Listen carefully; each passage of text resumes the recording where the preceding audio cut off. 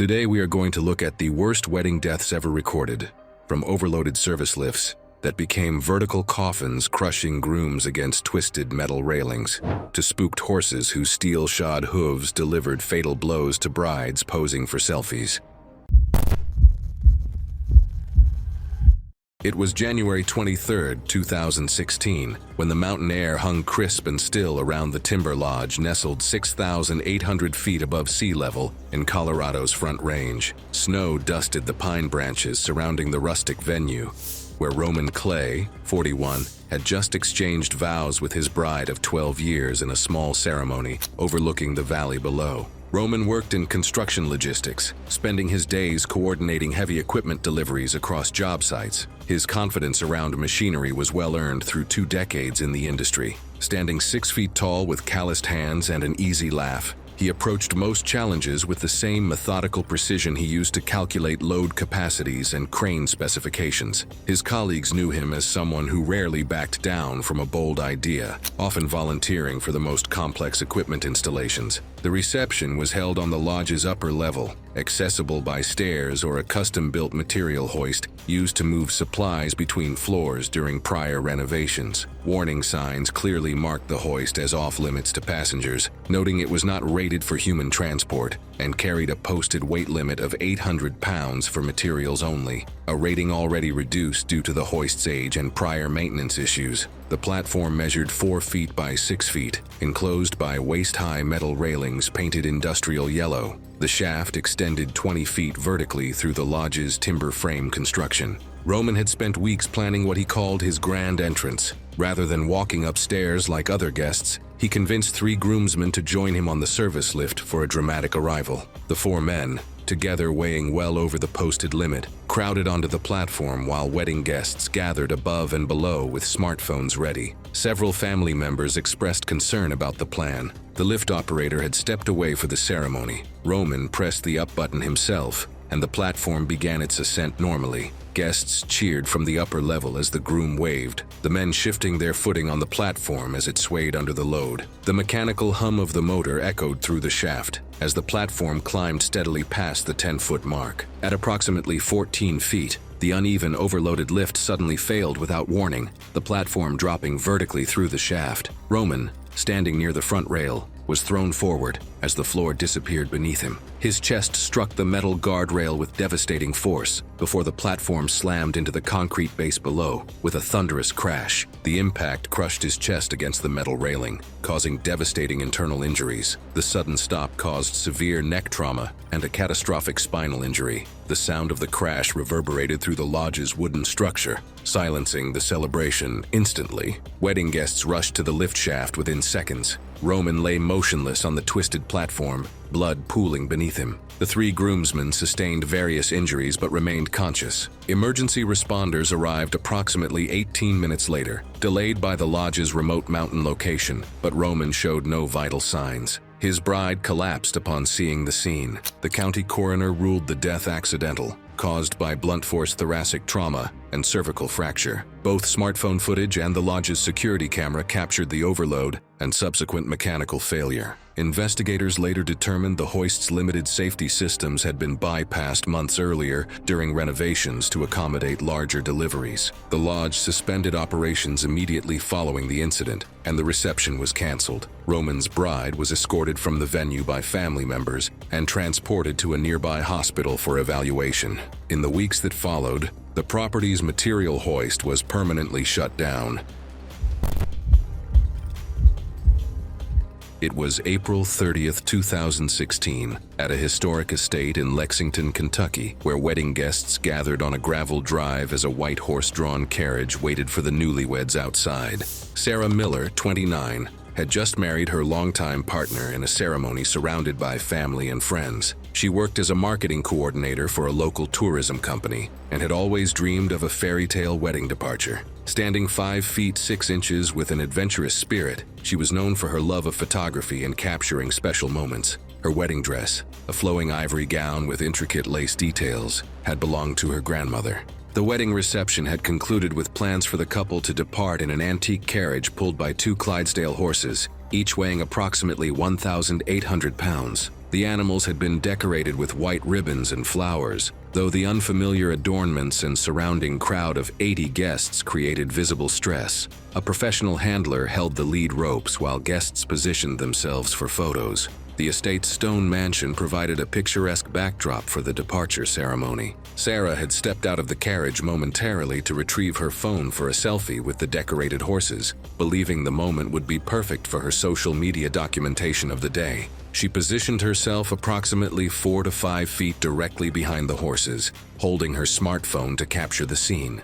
The handler had warned guests to maintain distance from the animals, but Sarah was caught up in the excitement of the moment, eager to document every detail of her perfect day. As guests gathered around the carriage, a small fireworks display was prematurely ignited by a guest, intended for after the couple's departure. The sudden explosions occurred 30 feet away, but the sound echoed off the estate's stone buildings. Both horses immediately showed signs of distress, with ears pinned back and heads raised high in an alert posture. The unexpected noise disrupted the carefully planned timeline.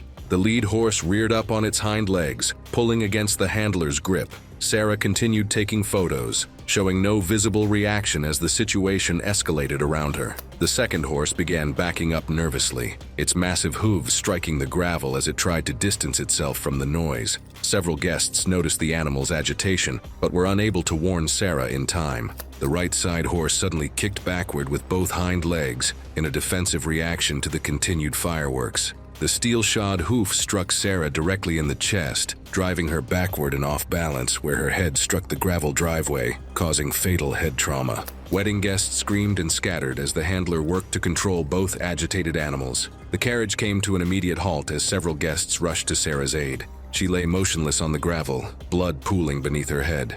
Her new husband rushed to her side while family members attempted to provide assistance. Emergency responders arrived within 11 minutes, but Sarah showed no signs of life. Paramedics pronounced her dead at the scene. The remaining guests were evacuated from the area, while veterinarians sedated the horses. The celebration had transformed into tragedy within moments. The county coroner determined the cause of death as fatal head trauma caused by equine impact. Both smartphone footage and a carriage-mounted camera installed by the rental company for promotional documentation captured the sequence, clearly showing the premature fireworks that startled the animals and the defensive kick. It was October 7, 2018, near Boone, North Carolina, as strong autumn winds battered a converted barn wedding venue in the Blue Ridge Mountains.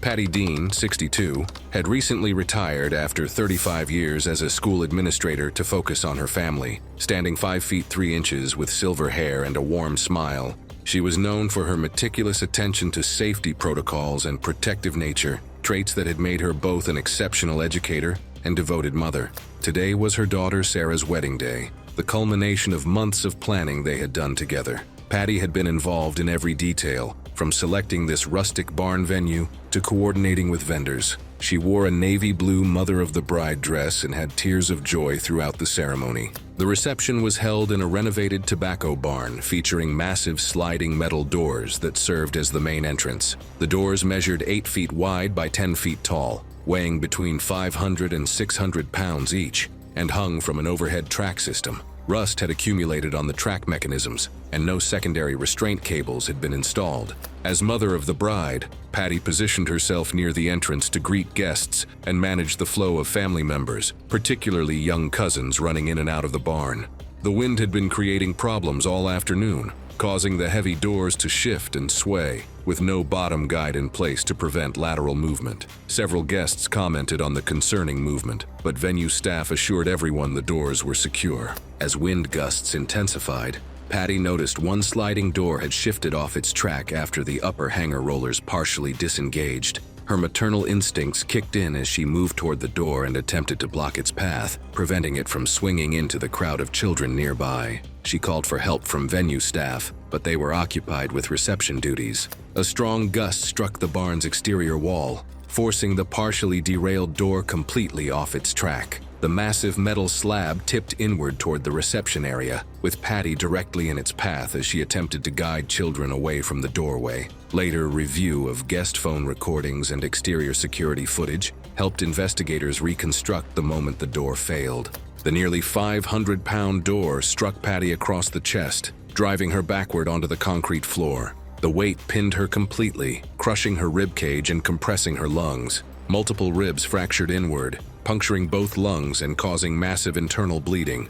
Wedding guests rushed to the scene, with Sarah's new husband and groomsmen attempting to lift the heavy door. The bride witnessed her mother trapped beneath the door as guests rushed to assist. 6 men managed to lever it upward just enough to pull her free, but she was unresponsive and breathing irregularly as guests attempted first aid. Emergency responders arrived 16 minutes after the 911 call. Patty went into cardiac arrest shortly after their arrival. Paramedics attempted resuscitation for 20 minutes, while Sarah held her mother's hand, but pronounced her dead at the scene. The county medical examiner determined the cause of death as fatal compressive chest trauma. The state building inspector's investigation revealed the track system had not been properly maintained and lacked required safety restraints. The venue was immediately closed. The state building inspector's findings led to the immediate closure of the venue, and the incident prompted renewed scrutiny of safety standards at converted barn wedding sites. It was September 9, 2017, at a vineyard estate in Temecula, California, where dry heat and steady winds surrounded a wedding ceremony area. Elise Ward, 29, worked as a catering coordinator for upscale events throughout Southern California. Standing 5 feet 4 inches with auburn hair, she had spent months helping plan her younger sister's wedding. Her attention to detail and calm demeanor made her the natural choice to oversee the evening's final tradition. The wedding reception was winding down as guests gathered for the sparkler send-off, a popular exit tradition where the couple walks through a tunnel of handheld fireworks. The planned route stretched 40 feet along a stone pathway bordered by decorative pampas grass and dried lavender. No fire extinguishers or water sources had been positioned nearby. Elise distributed 18-inch sparklers to approximately 60 guests, including several children between ages 6 and 10 who were supervised by adults. The wind had picked up as darkness fell, causing the lit sparklers to throw sparks in unpredictable directions.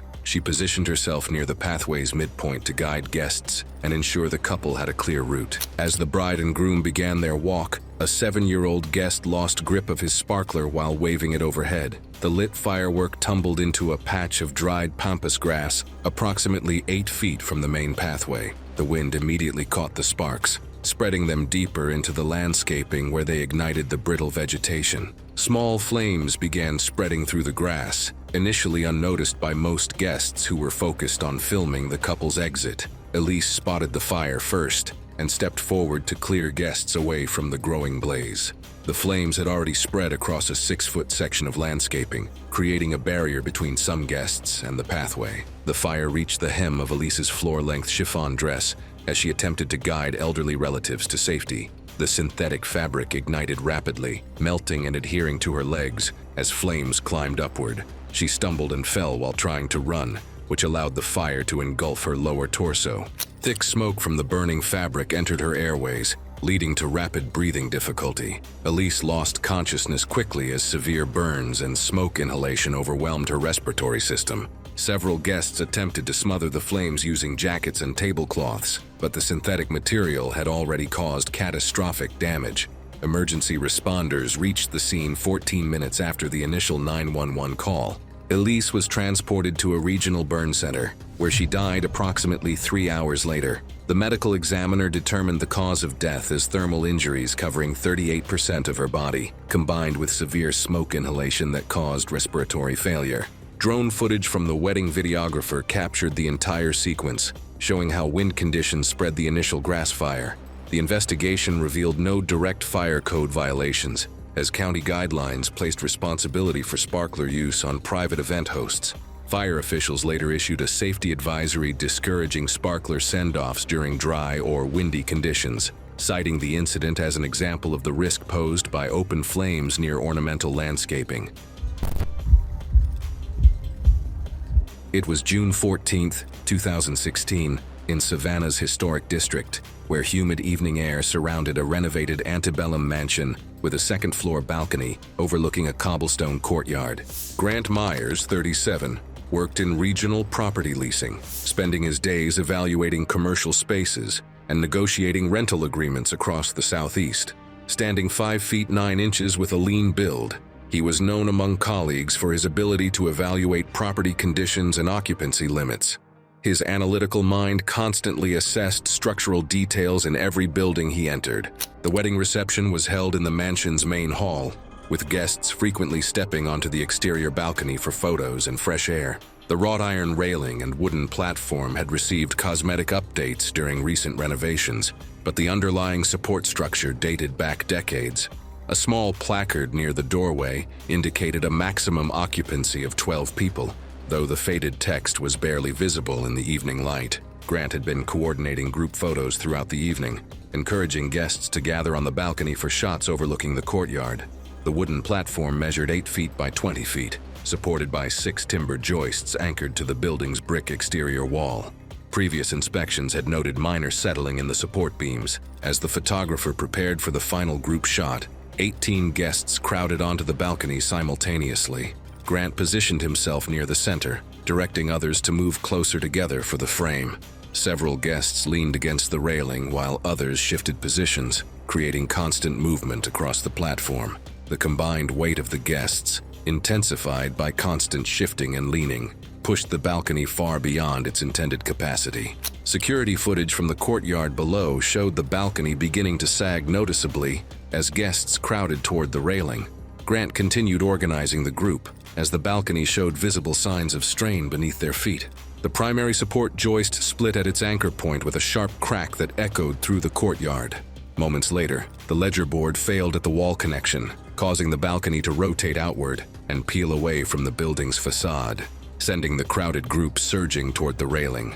Grant, positioned in the center, fell approximately 22 feet to the stone pavement below. He struck the stone pavement head first, suffering catastrophic head and neck trauma. The impact caused severe internal injuries consistent with a high-level fall. Guests who managed to grab the railing or landed on softer ground sustained various injuries but survived. Grant lay motionless on the stone pavement, blood pooling around his head. Wedding attendees screamed and backed away from the scene as debris scattered across the courtyard. Emergency responders arrived within 12 minutes, but Grant showed no vital signs. Paramedics pronounced him dead at the scene. The county medical examiner later ruled the cause of death as blunt force trauma to the head and torso sustained in the fall. The other 17 guests were transported to local hospitals with fractures and lacerations, but all survived. The city building inspector's report concluded that structural failure occurred due to excessive occupancy load on an aging support system. Security camera footage confirmed the sequence of events and verified the overcrowding that led to the collapse.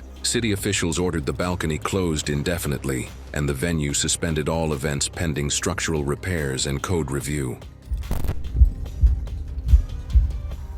It was August 18, 2017, when the evening air hung warm and still over Lake Coeur d'Alene in northern Idaho. The temperature had reached 82 degrees during the day, leaving the water invitingly calm as sunset approached across the pristine mountain lake. A wedding reception was underway at a private lakefront property, where 60 guests gathered on a wooden deck that extended directly over the water without barriers or safety railings. Zane Fisher, 4, had arrived with his extended family for his cousin's wedding celebration. Standing 3 feet 2 inches tall with blonde hair and boundless energy, he was known for his curiosity and tendency to explore new environments independently. His parents worked in different areas of healthcare and often relied on family members to help supervise him during large gatherings, assuming someone was always watching. The reception venue featured a main deck connected to a floating dock system that extended 40 feet into the lake. Minimal lighting illuminated the dock area, with only solar-powered pathway lights marking the edges.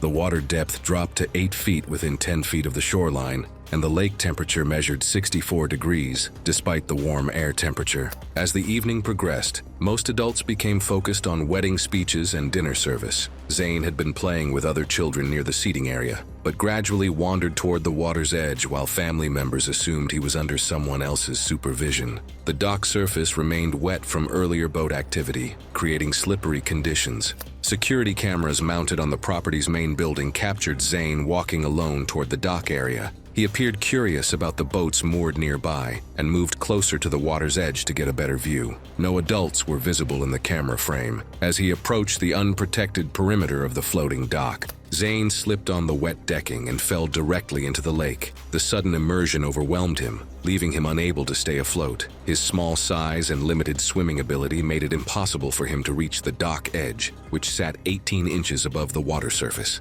Moments after falling into the lake, Zane disappeared beneath the surface. No one nearby noticed the incident as the reception continued. The wedding speeches continued for another 12 minutes before a family member noticed Zane's absence and began searching the reception area. Multiple relatives checked the main deck and surrounding grounds before someone spotted his body floating face down near the dock pilings. Two guests immediately jumped into the water and pulled Zane to the dock, where a nurse among the wedding party began CPR. Emergency responders arrived 18 minutes after the initial 911 call, but Zane showed no vital signs. Paramedics continued advanced resuscitation efforts for over 20 minutes before pronouncing him dead at the scene. The county coroner determined the cause of death as accidental drowning due to cold water immersion and aspiration. Security camera footage showed Zane walking alone toward the dock, with no adults visible nearby. The investigation revealed no safety violations, as private lakefront properties were not required to maintain barriers around water access points.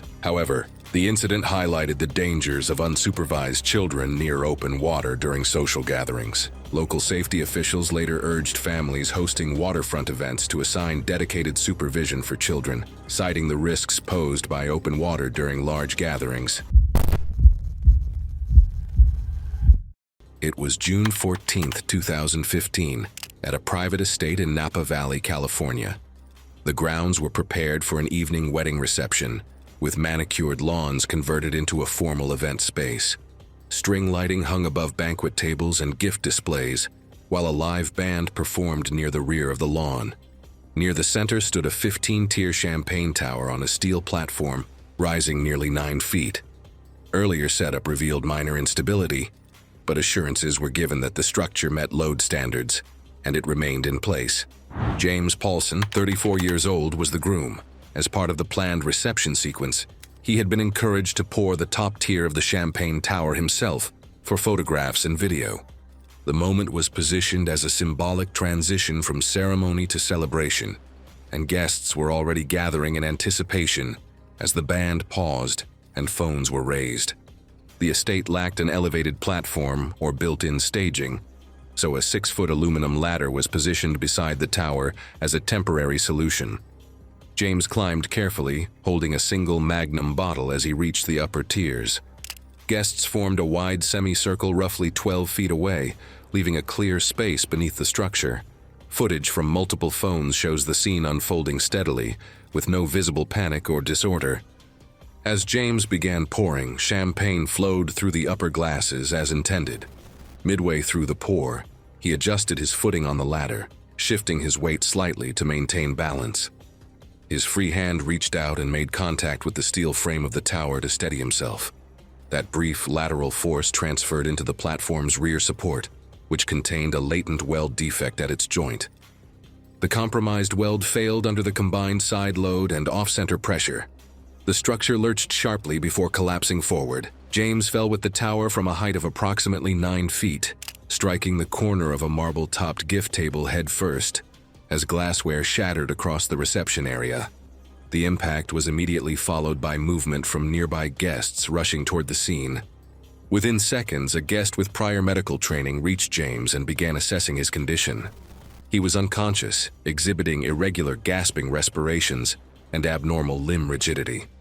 Blood pooled rapidly beneath his head, spreading across the marble surface. The reception halted immediately, and guests were moved away from the scene as emergency services were contacted. Paramedics arrived about 15 minutes later. Due to the estate's remote location, James was unresponsive, with fixed, dilated pupils and no reaction to light. Airway support and intravenous access were initiated before transport. He suffered repeated cardiac arrests en route. The medical examiner later confirmed death from massive traumatic brain injury, including skull fracture and epidural hematoma. An investigation later confirmed that the platform's rear support leg failed at a defective weld joint. Review of smartphone footage allowed investigators to reconstruct the collapse sequence and confirm that lateral force applied during the ceremonial pour triggered the failure. The wedding reception was permanently canceled, and the estate was cleared that evening. The incident prompted changes in safety protocols for tiered display structures at private events, including stricter inspection requirements and restrictions on elevated ceremonial participation. It was April 8, 2016, when Piper June, a 28-year-old wedding videographer specializing in cinematic storytelling, arrived in Savannah's historic district for a destination wedding. Known for her artistic vision, Piper had built her reputation through social media marketing and word-of-mouth referrals. The bride had hired Piper for $5,800, specifically requesting footage of their departure in a horse-drawn carriage through the cobblestone streets. Piper had driven 7 hours from Charlotte, viewing this as both a professional opportunity and a chance to create portfolio pieces. Earl Simmons, a 67-year-old carriage driver with 23 years of experience, operated the white carriage pulled by Duke, a 12-year-old Percheron. During preparations, Piper noticed Duke seemed agitated, stamping his hooves and tossing his head, but Earl assured her this was normal excitement. Piper positioned herself in the front passenger seat beside Earl, her camera stabilizer mounted and recording as they departed with the bride and groom seated behind them. Her equipment captured the peaceful journey down the historic street. The footage shows their carriage traveling approximately 200 yards when a 4-year-old wedding guest broke free from his mother and ran into the street chasing a balloon, appearing suddenly from between parked cars directly in Duke's path.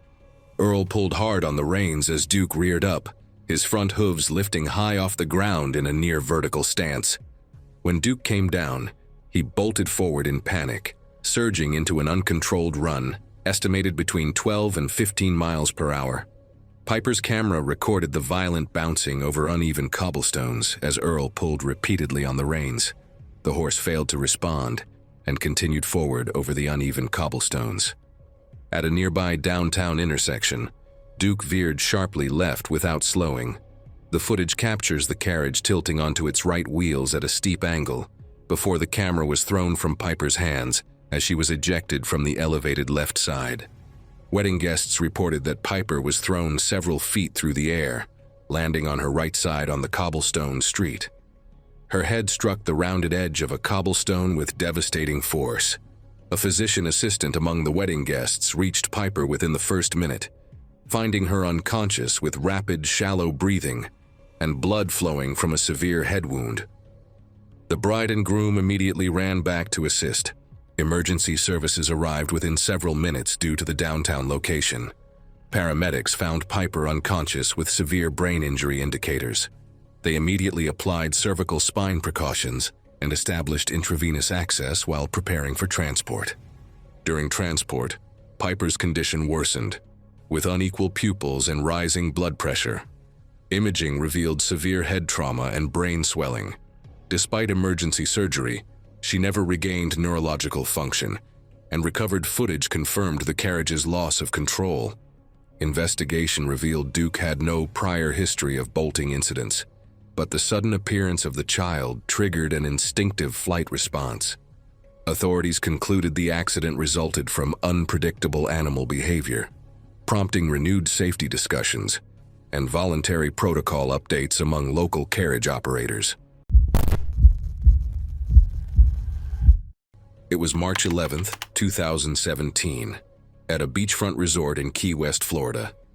The property had been booked for a destination wedding, with guests arriving throughout the morning as staff prepared for an afternoon ceremony. Inside the resort, activity centered around guest rooms as families dressed, coordinated schedules, and handled last-minute details before heading to the venue space. Mason Gray, 41 years old, was the father of the bride. A licensed electrician with nearly 2 decades of trade experience, he was known among family and friends for stepping in whenever something appeared unsafe or poorly installed. He was staying in the honeymoon suite reserved for his daughter and her spouse, using the room briefly to change into his tuxedo before the ceremony. While preparing, Mason noticed the bedroom ceiling fan wobbling and emitting a grinding sound. Intermittent flickering near the mounting bracket suggested a loose connection or damaged wiring. With the ceremony approaching, and no maintenance staff immediately present, Mason chose to address the issue himself rather than report it. He repositioned a wooden chair beneath the fan to gain height and reached up to inspect the mounting assembly. The circuit breaker supplying the room remained energized. A hallway security camera later showed Mason entering the suite alone shortly before the incident, after which no further movement was recorded from the room. As he examined the fan, he found the junction box cover missing, leaving internal wiring exposed. A ground wire had come loose and was no longer properly secured, creating an unsafe condition that should have been enclosed. Standing on the chair, Mason grasped the metal mounting bracket with one hand while reaching into the junction box with the other, attempting to stabilize the loose conductors. In that position, his left hand contacted an energized 120-volt conductor, while his right hand remained in contact with grounded metal. The electrical current passed across his chest, immediately causing involuntary muscle contraction. Mason was unable to release his grip. The sustained current disrupted his heart's electrical rhythm, triggering ventricular fibrillation. His body stiffened as the current continued to flow for several seconds. As his weight shifted, the chair beneath him moved, breaking electrical contact. Mason fell backward onto the tile floor below, striking the ground hard and remaining motionless. Moments later, family members entering the room found him unresponsive. Chest compressions were started while help was summoned from nearby guests and resort staff. An automated external defibrillator was retrieved and applied, delivering shocks as directed. But Mason did not regain a stable heart rhythm. Emergency responders arrived within minutes and initiated advanced cardiac life support. Medications were administered, and repeated defibrillation attempts were made. Despite prolonged resuscitation efforts, his heart never returned to a sustained, effective rhythm. Mason Gray died as a result of a fatal cardiac arrhythmia caused by low-voltage electrical injury. Examination later identified electrical burns on his hands consistent with contact points and a current path across the chest. A subsequent inspection of the room identified electrical code violations, including improper grounding and exposed conductors within the ceiling fixture. Investigators concluded that contact with an energized wire while simultaneously grounded created a lethal pathway through Mason's heart. Following the incident, the resort implemented electrical safety corrections to prevent similar hazards. It was July 22, 2017, when Maya Steele, a 26-year-old floral designer known for her artistic approach to botanical arrangements, arrived at a Santa Fe ranch venue for a wedding celebration. Her unconventional style incorporating native plants had earned her recognition across the southwestern United States and a $6,400 commission. Maya had driven her vintage 1978 Volkswagen van, converted into a mobile floral studio, to create ceremony installations across the 40-acre high desert property. The bride, a gallery owner, had hired Maya after discovering her work at an art show. After completing her installations, Maya moved her van to the vendor parking area, a gravel lot on a slight incline approximately 200 yards from the ceremony site. She noticed the catering company's large box truck parked on the same slope, with only the parking brake engaged, and no wheel chocks. A security camera mounted on a nearby utility pole later confirmed Maya had been standing at the rear of her van with the back doors open, organizing her equipment to photograph her floral work before guests arrived. At approximately 4:46 p.m., the catering truck's parking brake failed, later determined to be caused by severe cable wear and mechanical degradation. The 26-foot box truck, weighing approximately 14,000 to 16,000 pounds with catering equipment and food loaded, began rolling backward down the 6-degree slope toward the vendor parking area. The truck gained speed as it rolled approximately 80 yards down the incline, reaching an estimated speed of 10 to 12 miles per hour. Maya remained focused on her equipment with her back to the approaching vehicle, unable to hear it over ambient noise from the live mariachi band. A DJ working at the event noticed the runaway truck and shouted a warning. Maya turned toward the sound rather than away from the danger, and the truck's rear bumper struck her from behind at mid-back level, crushing her between the vehicle and her van.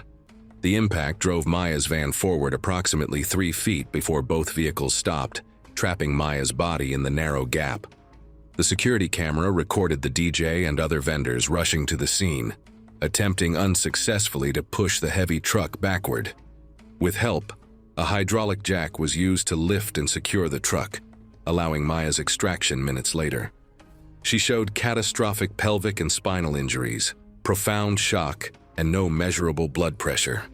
Emergency services arrived 11 minutes after the initial impact due to the remote ranch location.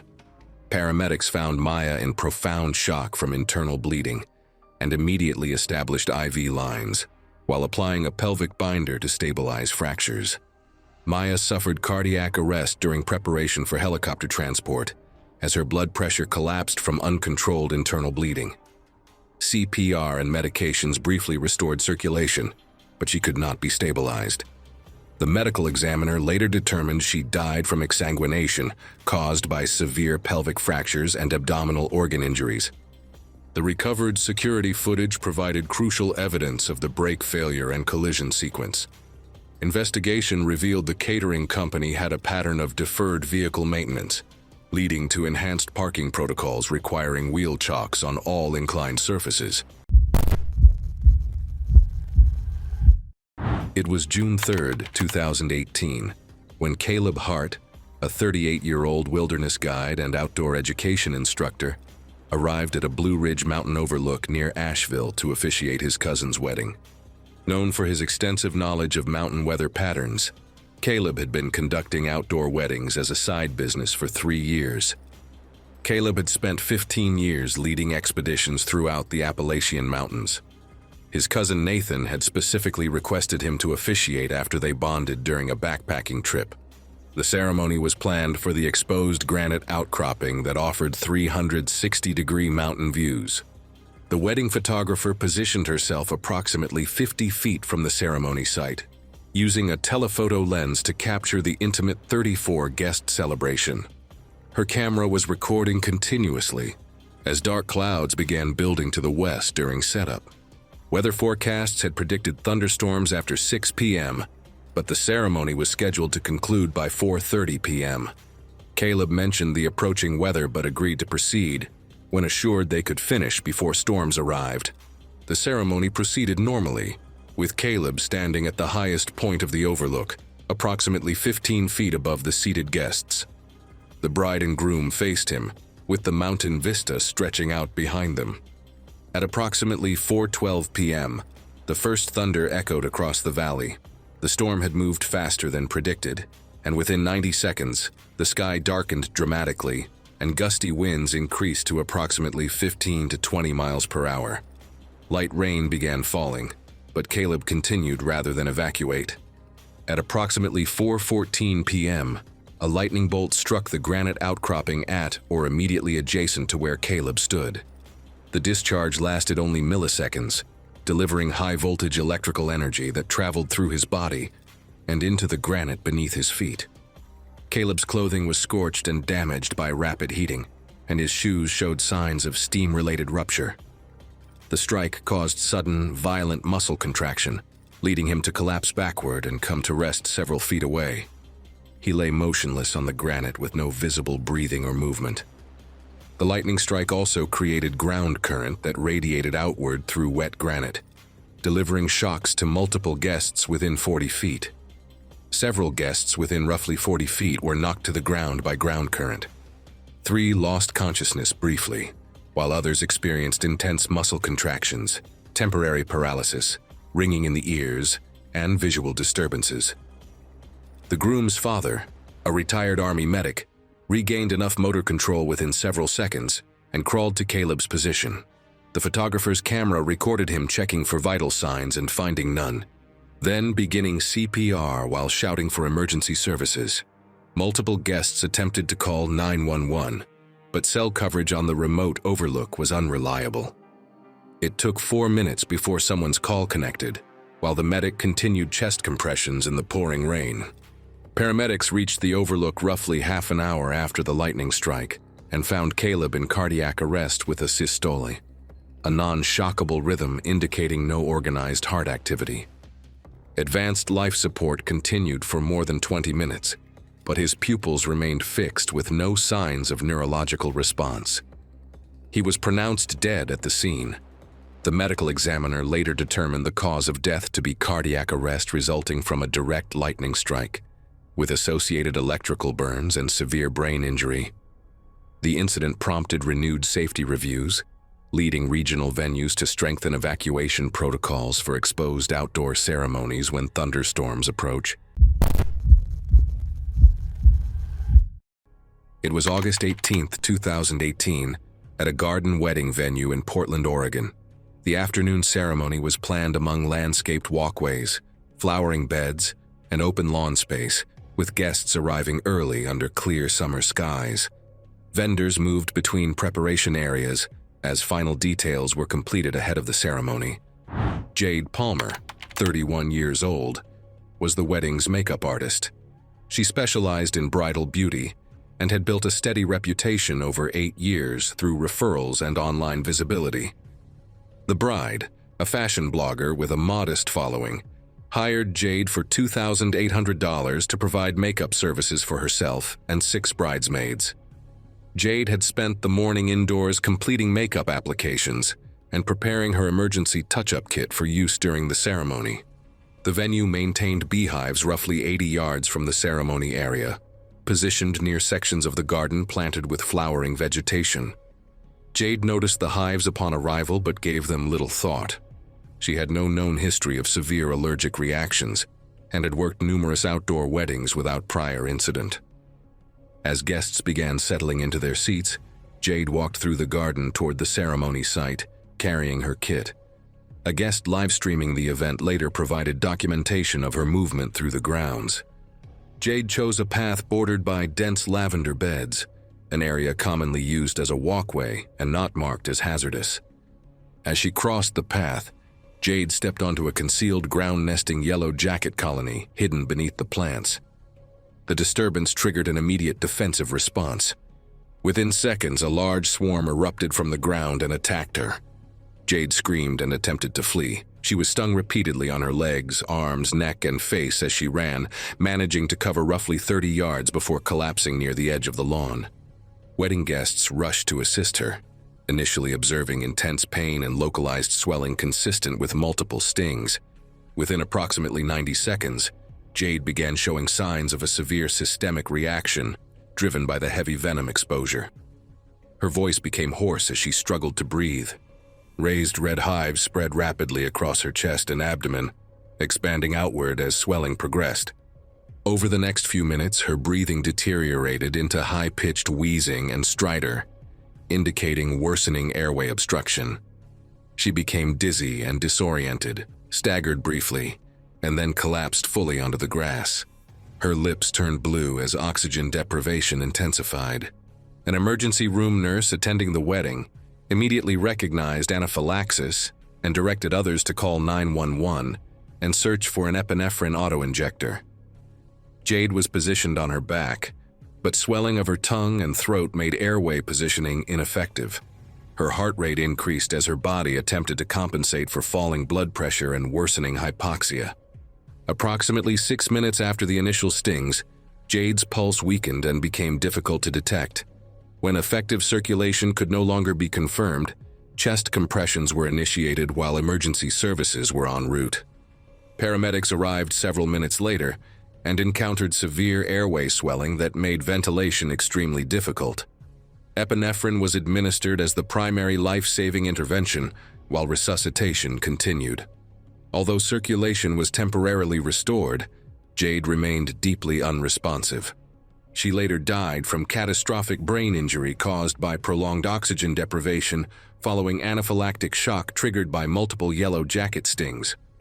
Subsequent review found the venue lacked emergency response protocols for allergic reactions despite known insect populations, leading to updated hazard communication and safety planning requirements. It was March 17, 2018. The late afternoon sun cast long shadows across the limestone cliffs of the Great Ocean Road near Port Campbell, where wedding guests gathered at a popular lookout point for what should have been the perfect conclusion to Ethan and Sarah Moore's destination wedding celebration.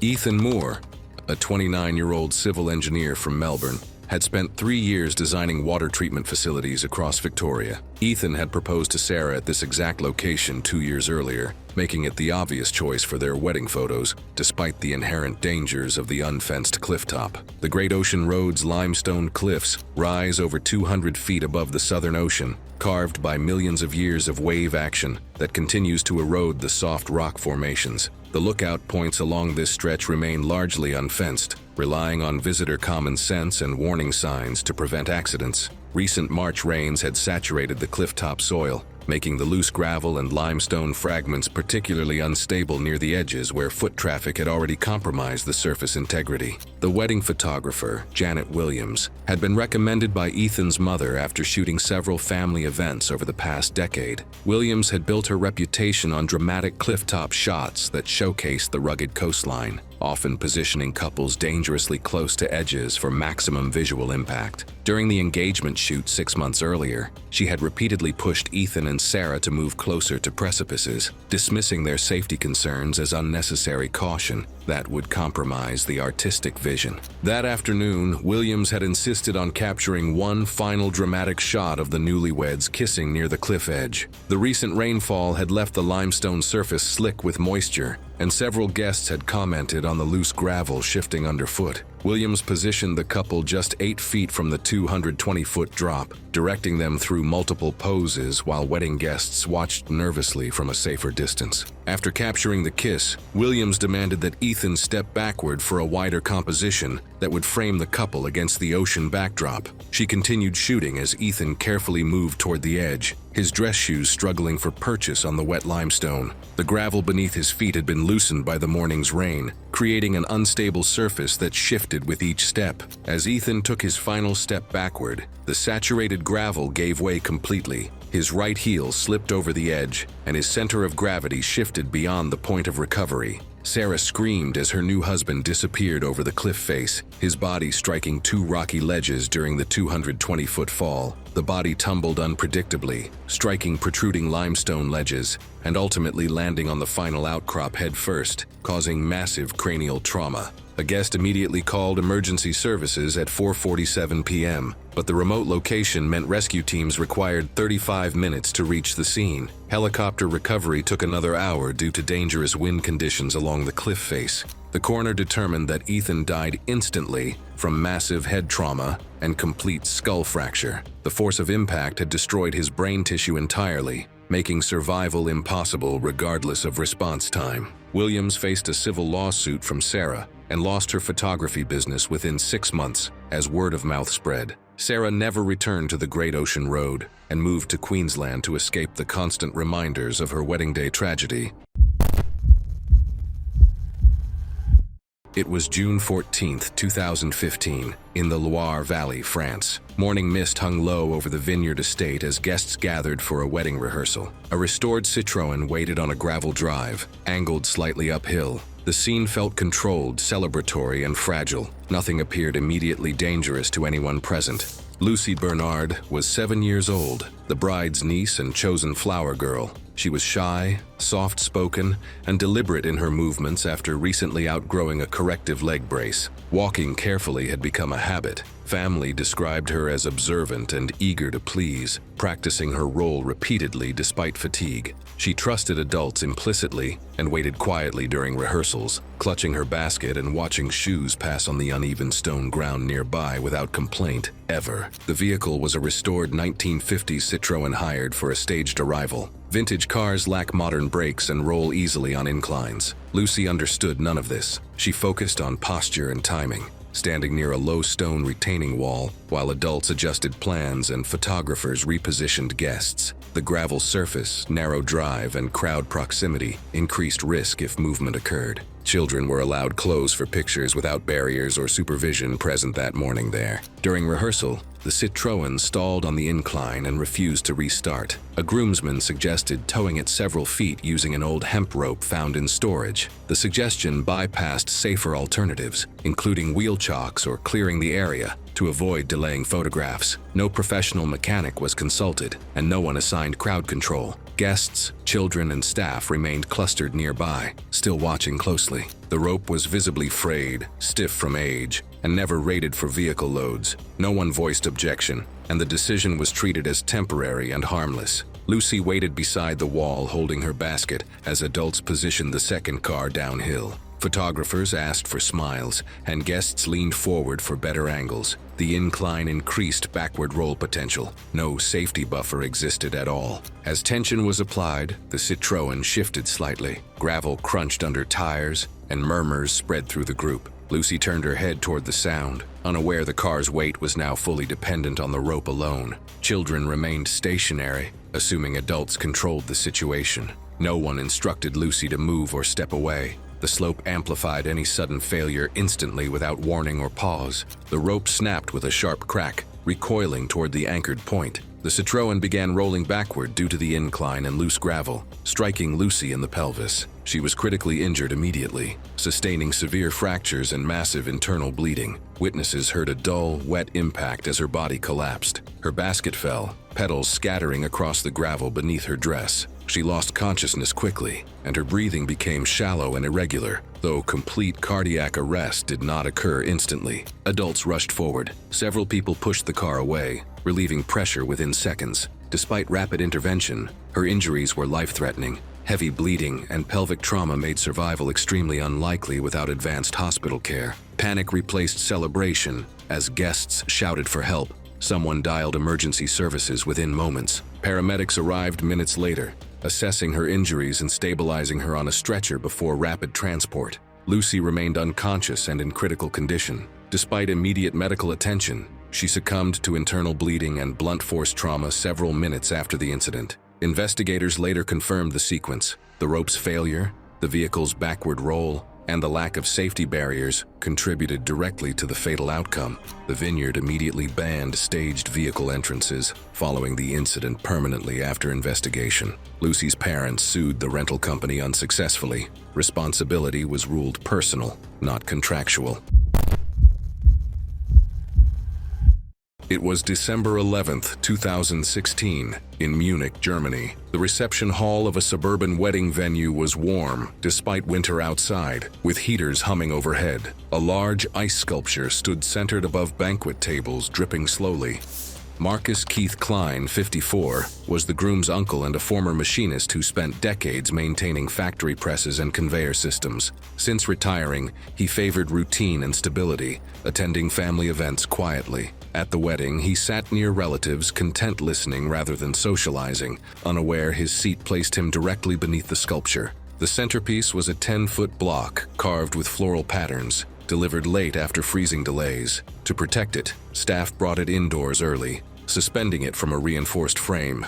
Heating vents remained active for guest comfort, accelerating melt. Drips formed puddles, noticed by servers who assumed this was normal. During speeches, condensation increased. The sculpture emitted a sharp, single crack as internal fractures propagated through the melting ice, a sound partially masked by music. Staff hesitated to interrupt, fearing disruption. No barriers cleared the area, and guests remained seated. Marcus leaned forward slightly to hear better, resting forearms on the table. The heat softened internal fractures forming from uneven melt, increasing stress at the upper joint. Minor ice shards began to loosen, threatening nearby guests, though none were struck yet. The load distribution changed rapidly. Water weakened internal bonds, and gravity pulled downward. Those nearby later recalled the loud snap just before failure. Marcus did not look up. No one instructed him to move. Cameras continued recording speeches as the structure reached its limit, unnoticed until collapse. The upper section instantaneously fractured and fell, dropping straight down.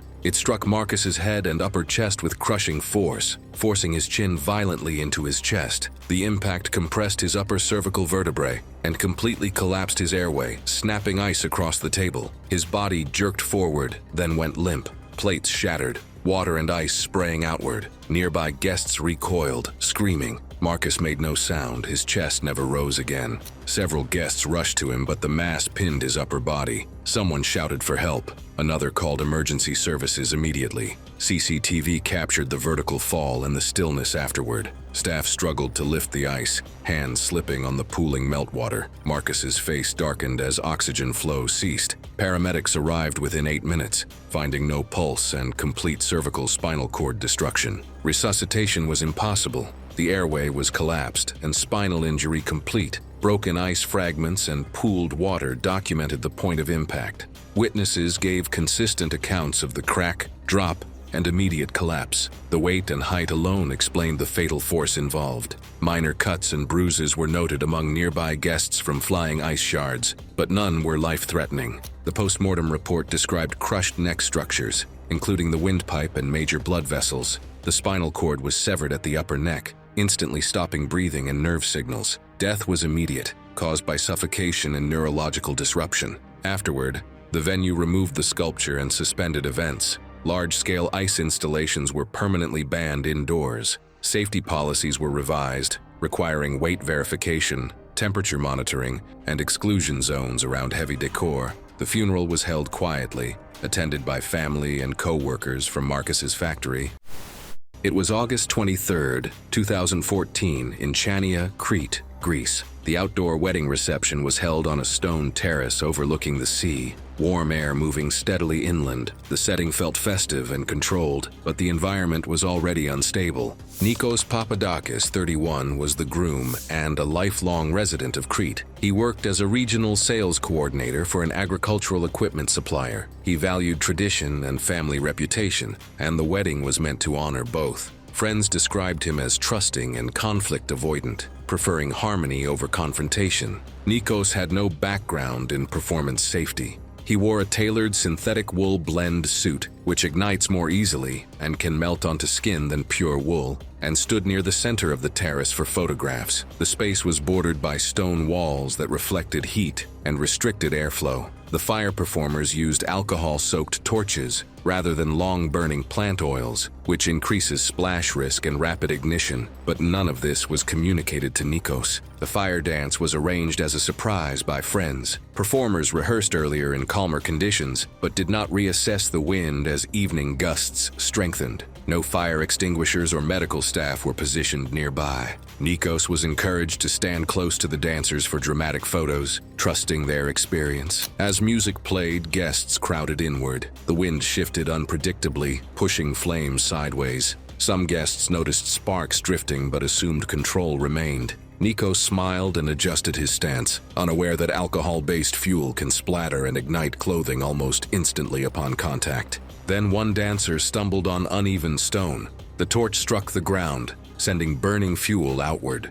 A sheet of flame splashed across Nikos's chest and lapel, igniting his suit rapidly due to the synthetic blend, melting parts onto his skin while flames raced upward along exposed areas. Witnesses screamed as he flailed, hands patting uselessly at the fire. Guests rushed forward, throwing jackets and tablecloths over him. The fire dimmed but did not immediately extinguish.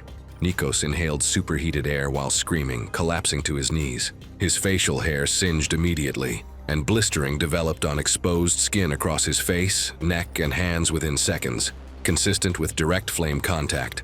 Smoke poured from his mouth as he coughed violently. Someone called emergency services immediately. Staff dragged him away from the performance area, while others smothered remaining embers. He remained conscious but in severe respiratory distress, gasping blackened mucus streaked with blood. An ambulance arrived within 12 minutes and transported him to the nearest hospital. During transport, his breathing worsened as airway swelling developed. Medical personnel attempted intubation due to severe inhalation injury, but progressive edema narrowed the airway beyond the tube's reach. Oxygen was administered, but his lungs could no longer pass sufficient oxygen into the bloodstream. Hospital staff documented extensive burns to the torso, face, and hands, with thermal injury to the trachea and bronchi. Despite treatment, inflammation progressed overnight. The next day, respiratory failure proved irreversible, and he was declared dead. The post-mortem report detailed that death resulted from respiratory failure due to inhalation injury. Investigators cited failure to reassess wind conditions, absence of fire extinguishers, and lack of medical staff. The performers faced civil liability for negligence. The bride postponed funeral arrangements until after his death was confirmed. She withdrew from public view and canceled the remainder of the wedding events. Months later, she relocated from Crete, declining interviews and legal compensation. It was October 14, 2017, at a lakeside banquet hall in Hangzhou, China. The afternoon wedding reception moved smoothly. At the center of the room stood a tall champagne tower, meant to mark the transition into celebration. It looked stable enough, though several people noticed the table beneath it vibrated slightly when brushed. Ling Yunmin was 26, a hotel service assistant at the venue hosting the wedding. He had worked banquets since finishing vocational school, known for being careful and soft-spoken. He was the bride's cousin and had agreed to help that day to save money, hoping to leave hospitality work within a year for logistics training. Management often relied on him during high-visibility events. His job involved setup and crowd control, not performance pieces. Ling Yun understood basic service safety, but was not trained to intervene once ceremonies began. Staff were instructed to follow directions exactly and avoid disrupting the visual plan. That afternoon, the unusually tall tower of glass was assembled quickly to impress guests and social media viewers. The base table wobbled slightly during setup, but supervisors ordered staff not to adjust it once guests entered. The tower's height, combined with a slightly uneven floor, created a precarious condition. The ceremony schedule was tight, and no one wanted delays or visible corrections. As speeches ended, servers noticed champagne dripping down the lower tiers, pooling on the polished floor. Ling Yun shifted position nearby, watching for spills. He glanced at the base again, considering whether to signal someone, then stayed silent, aware of previous reprimands for interrupting ceremonies. When the bride and groom lifted the bottle, applause swelled. Champagne poured unevenly, and the tower leaned a fraction more. Ling Yun stepped back instinctively as liquid spread underfoot. His dress shoes lost traction on the slick surface. The tower tilted decisively. Ling Yun slipped backward, then pitched forward trying to recover. The structure collapsed in a cascading crash of glass. He fell face first into the debris. A long, jagged shard from one of the middle tiers struck the left side of his neck at the carotid level. Witnesses saw a sudden spray of dark red blood pulsing outward in rhythmic bursts, arcing across the white marble floor. Several guests froze, mistaking it for spilled wine. Ling Yun grasped at his throat, eyes wide, then dropped to his knees. Within seconds, his hands slipped, slick with blood. He collapsed fully, movement slowing rapidly as the bleeding continued unchecked. Someone screamed. A waiter shouted for help. A manager called emergency services immediately. Staff attempted pressure with napkins and tablecloths, but blood soaked through instantly. His skin began turning gray as circulation rapidly failed, a process completing within roughly 1 minute. An ambulance arrived 8 minutes later, but paramedics found no pulse and pronounced him dead at the scene. The post-mortem report stated a major artery in the neck had been severed by glass. Blood loss was extreme and rapid, preventing oxygen from reaching the brain. Death occurred in under 1 minute due to circulatory collapse. The venue dismantled all decorative glass structures pending review. Management received fines, but no criminal charges. Ling Yun's parents accepted compensation to clear outstanding debts. It was December 28, 2013. The humid evening air in Barangay San Miguel, Bulacan, carried the scent of food as wedding guests gathered in the concrete courtyard behind the Reyes family home. Ramon de la Cruz, a 34-year-old tricycle driver, checked his watch. The fireworks display would begin soon, marking the climax of his childhood friend Miguel's wedding celebration. Ramon had known Miguel since elementary school, driving him to construction jobs before Miguel saved enough to open his small sari-sari store. As a tricycle driver navigating Bulacan's congested streets for 12 years, Ramon supported his wife Maria and their 2 young daughters through daily 14-hour shifts. His weathered hands and sun-darkened skin told the story of countless hours exposed to exhaust fumes and tropical heat, but he maintained his cheerful disposition and was known throughout the neighborhood for his reliability and infectious laugh. The wedding celebration had been planned for months, with Miguel's family investing their savings in an elaborate fireworks display featuring a decorative chain of interconnected firecrackers stretching 100 feet across the courtyard. The display included a few large commercial-grade firecrackers firecrackers with metal casings in addition to the smaller consumer firecrackers to create louder explosions and brighter flashes. The setup required precise timing in dry conditions, as moisture could cause uneven ignition patterns that made the display unpredictable and dangerous. Earlier that afternoon, heavy monsoon rains had soaked the courtyard, leaving puddles and dampening the carefully arranged firecracker chain. Miguel's uncle, who had organized similar displays before, expressed concern about the wet conditions but felt pressure to proceed since guests had traveled from distant provinces. The family had spent a lot on the fireworks, and postponement seemed impossible. As evening approached, they decided to proceed despite the moisture, hoping the fuses would dry sufficiently. By 9:30 in the evening, over 60 guests crowded the courtyard as Miguel's cousin began lighting the chain. The ignition began normally, with bright flashes and sharp cracks echoing off the concrete walls, but the uneven moisture caused sections to fire out of sequence, creating gaps in the expected pattern. As Ramon stepped backward to avoid a particularly loud burst, he tripped over a plastic chair and fell directly onto an undetonated section containing one of the larger metal-cased firecrackers, just as it ignited.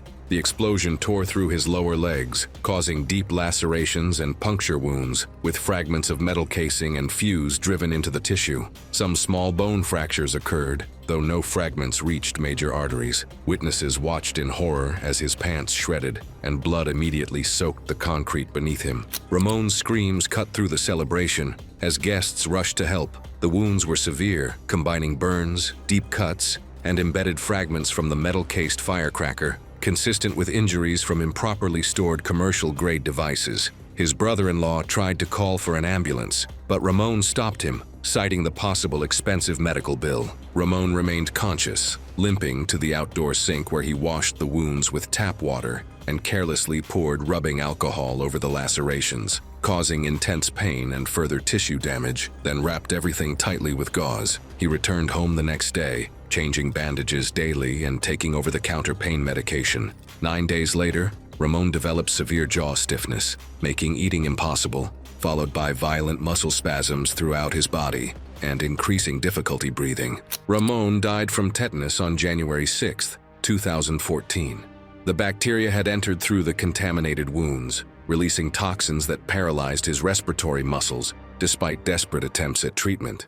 The autopsy report confirmed that Ramon had suffered extensive soft tissue damage and multiple puncture wounds consistent with metal-cased firecracker injuries. The wounds were heavily contaminated, providing a clear entry point for Clostridium tetani bacteria. No pre-existing conditions contributed to his death. The pathologist noted generalized muscle rigidity, opisthotonos, and respiratory paralysis characteristic of fatal tetanus. Miguel and his new wife postponed their honeymoon indefinitely, overwhelmed by guilt that their celebration had cost Ramon's life. It was May 14, 2018, off the coast of Key Largo, Florida. Seas were calm, visibility was average, and the charter ran on a tight schedule. A permitted platform hovered above a shallow reef. Staff rushed briefings on depth and currents. The underwater ceremony was planned to last only minutes. Briefly, James Mercer was 34, a sales engineer for a medical device distributor, careful and risk-aware. He dove for recreation, logged about 80 dives, and preferred planning and checklists. The underwater wedding fit his partner's creativity, and discounts came through a resort marketing package. He trusted licensed operators, surface air helmets, and procedures he believed were standard and safe. The helmets were hard acrylic domes supplied by air hoses from deck compressors. Air flowed constantly, venting at the neck seal. The couple knelt on the seabed at 12 feet, waited to stay down. Safety depended on steady airflow and clear signals, not backup tanks, making calm critical if supply changed during movement, filming, noise, or cues. That afternoon's plan raised risk. A media crew asked for longer vows and more angles. A mild current increased, and surface chop tugged the hoses.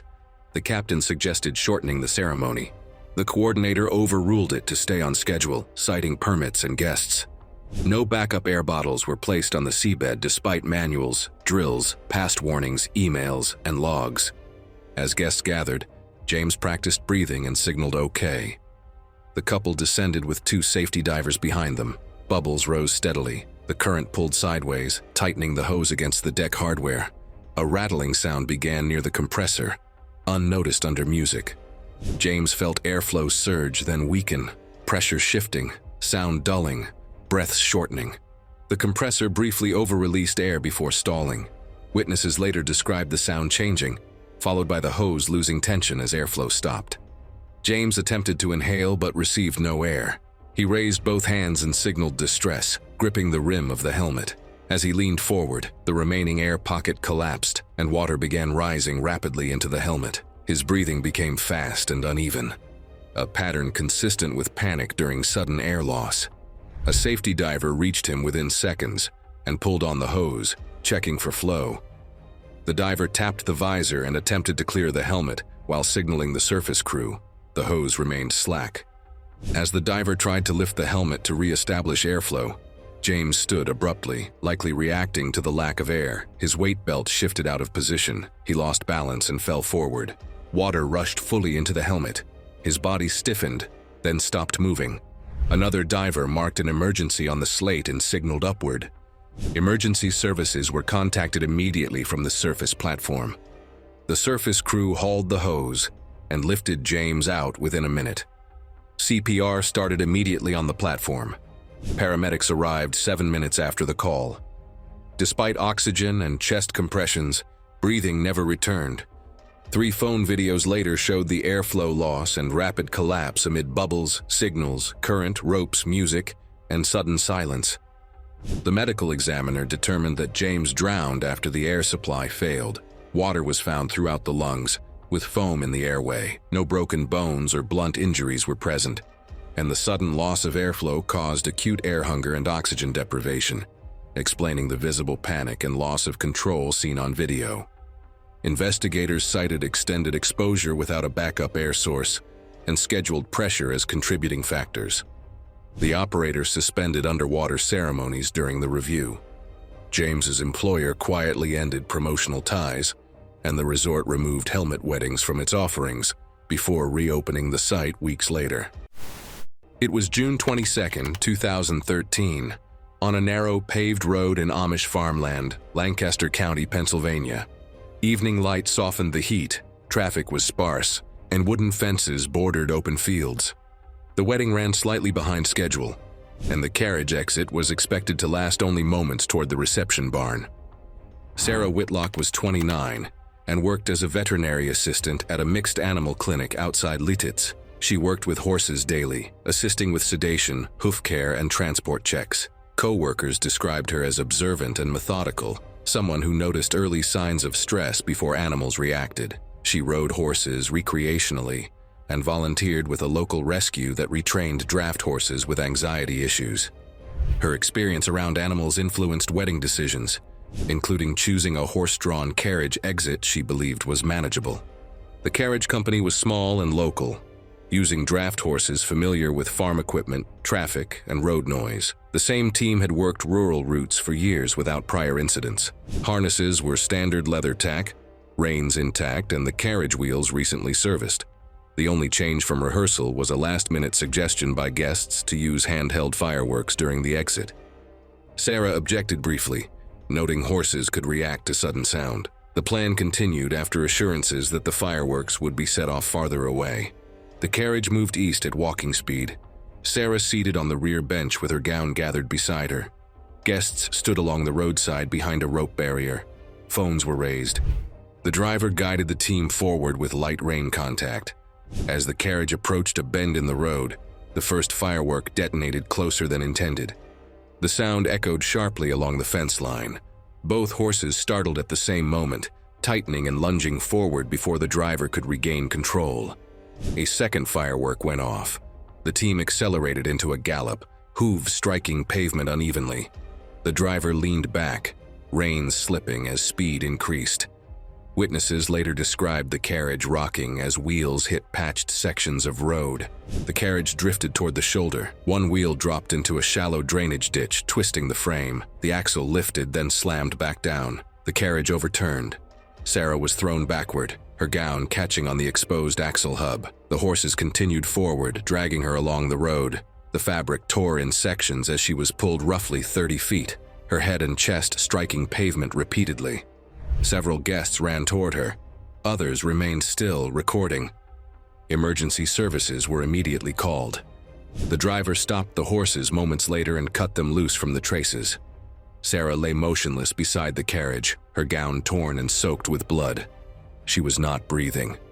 Paramedics arrived 9 minutes after the call and confirmed death at the scene due to injuries incompatible with survival. Investigation revealed that Sarah died from blunt head trauma and crushing chest injuries. Fracture patterns and road abrasions matched the measured drag distance from the carriage. The absence of defensive wounds indicated she lost consciousness early. Authorities classified the death as accidental, triggered by an animal's flight response to sudden noise. Her clinic later posted a permanent notice banning fireworks near animals. Lancaster County restricted carriage events along that stretch of road afterward.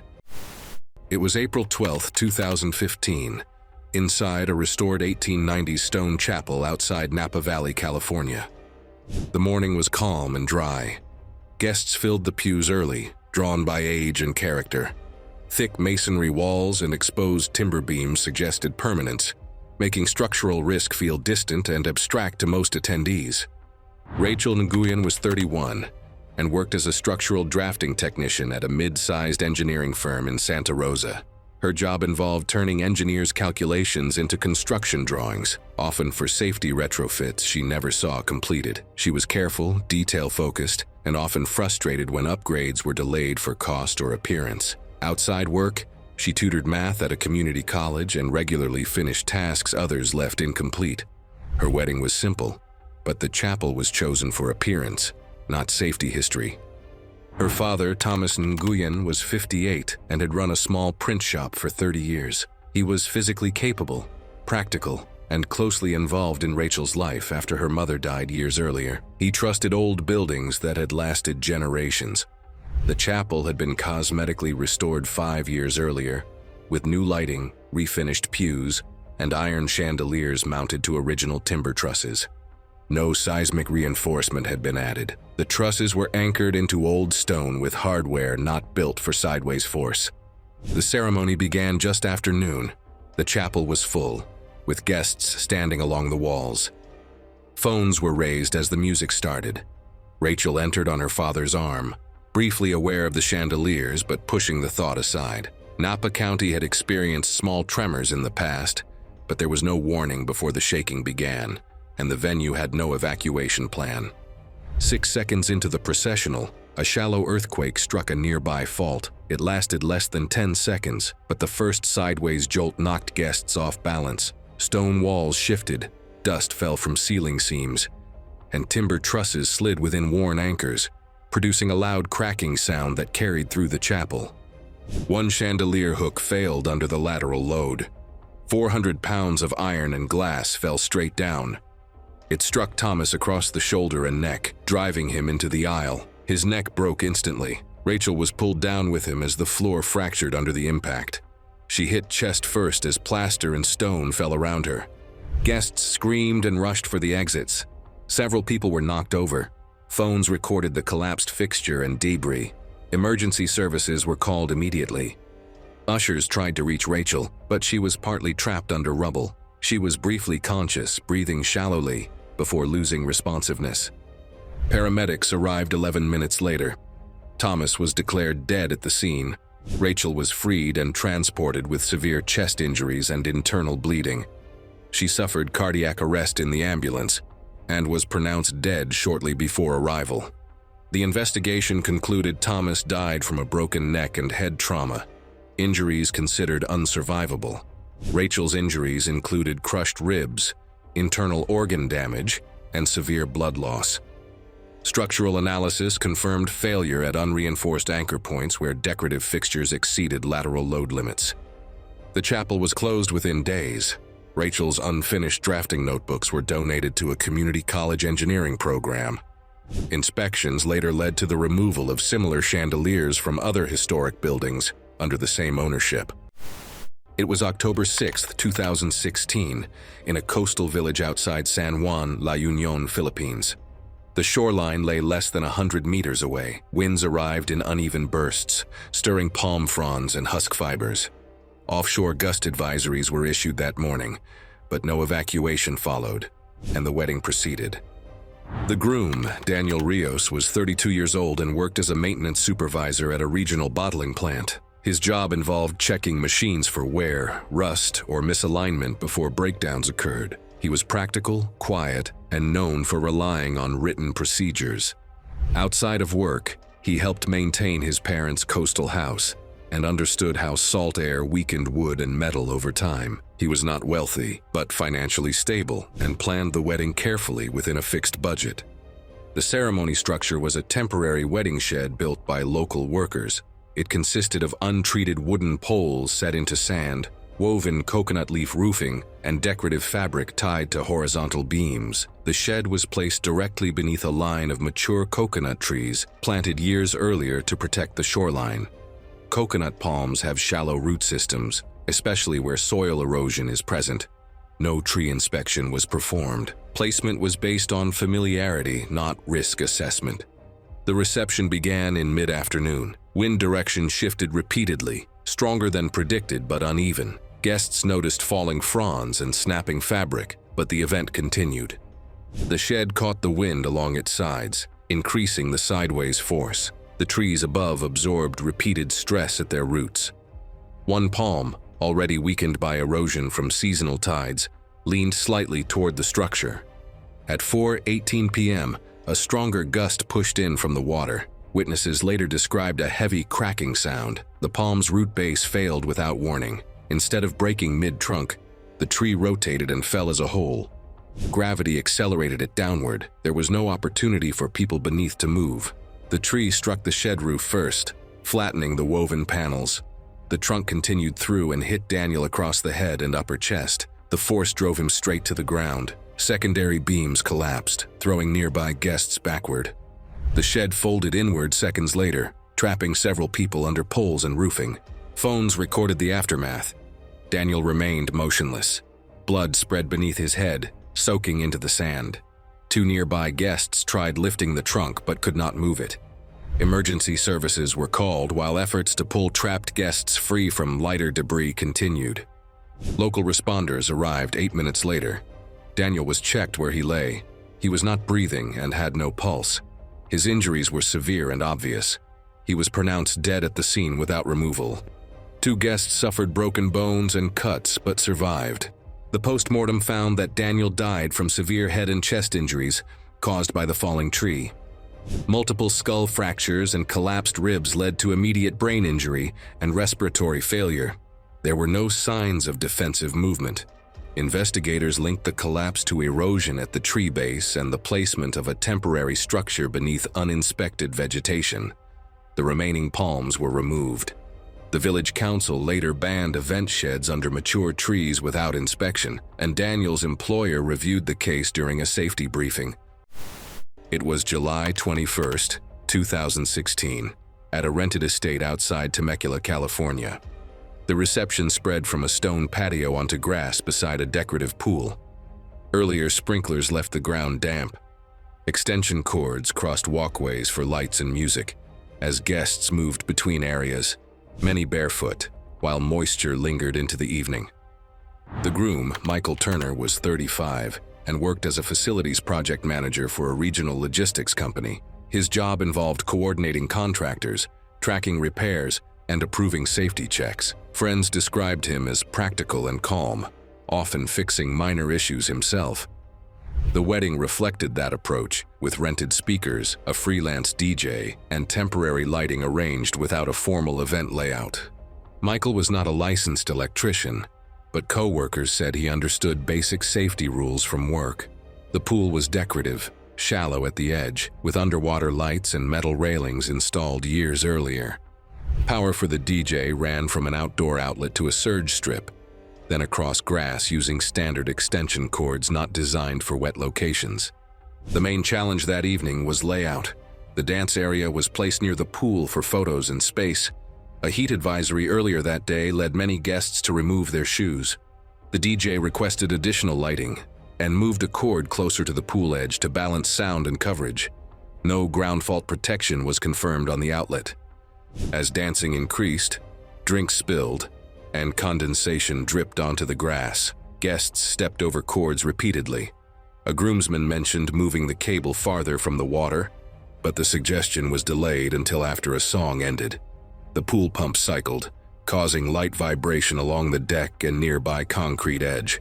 During a crowded dance sequence, a guest slipped on wet grass near the pool and fell backward.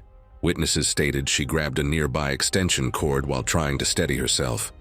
The cable was pulled out of position and slid toward the pool, with the plug end entering the water.